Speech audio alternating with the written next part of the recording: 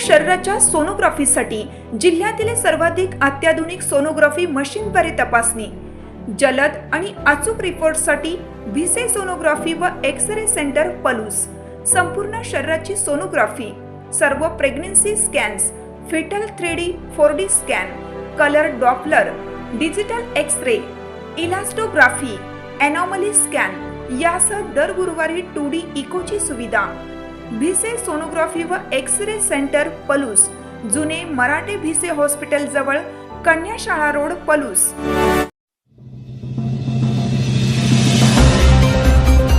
सुविधा नाहीत तर मतदान नाही। माधवनगरमधील 250 कुटुंबांचा मतदानावर बहिष्कार। जिल्हा परिषद आणि पंचायत समिती निवडणुकीच्या मतदाना दिवशी सांगलीतील माधवनगर येथील अष्टविनायक कॉलनीतील नागरिकांनी प्रशासनाविरुद्ध यल्गार पुकारला आहे। गेल्या 25 वर्षापासून रस्ते, पाणी आणि गटारी यासारख्या मूलभूत सुविधांपासून वंचित राहिल्याने येथील सुमारे 1000 नागरिकांनी मतदानावर बहिष्कार टाकण्याचा निर्णय घेतला आहे।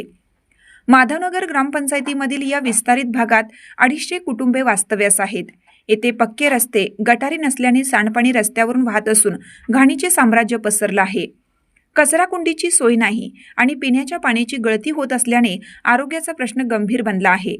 विशेष म्हणजे याच परिसरात विषारी सापांचा वावर असतानाही तिथेच अंगणवाडी भरते, ज्यामुळे मुलांच्या जीवाला धोका निर्माण झाला आहे। आजवर अनेक निवडणुका आल्या आणि गेल्या, प्रत्येक पक्षाच्या नेत्याने आश्वासनं दिली, पण प्रत्यक्ष काम कोणीच केलं नाही असा आरोप करत ग्रामस्थांनी शनिवारी होणाऱ्या मतदान प्रक्रियेत सहभागी न होण्याचा निर्धार केला आहे। राजकीय नेत्यांच्या दुर्लक्षामुळे संतप्त झालेल्या या नागरिकांनी आता थेट मतदानावरच बहिष्कार टाकून आपला निषेध नोंदवला आहे। मी उषा पांडुरंग कांबळे।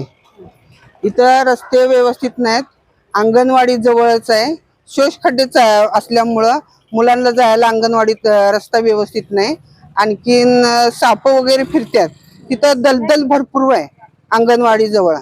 त्या मुलांना सुद्धा सापांची भीती आहे, साप, घोणस, नाग आहेत, परत मच्छर पण आहेत, शोषखड्ड्यातून जंतू सुद्धा बाहेर येतात, त्यामुळं लहान मुलांना आजारी पडतात।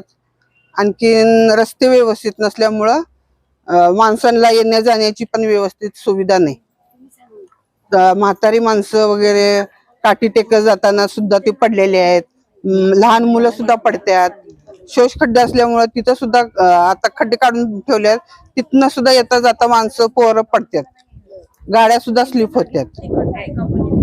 आणखीन कचरा गाडी येत नसत्या, त्यामुळं मोकाट भरपूर कुत्री येतात ती खरकाटी खाण्यासाठी वगैरे, त्यामुळं कुत्रे मुलांना सुद्धा चावतात, चावलेले सुद्धा आहेत। मग त्या मुलांना इंजेक्शन द्यायला माणसानं कर्ज काढून हे करायचं, इंजेक्शन द्यायचं, ते रेबीजचं इंजेक्शन द्यायचं। मग ते लोकांना इथं परवडत नाही।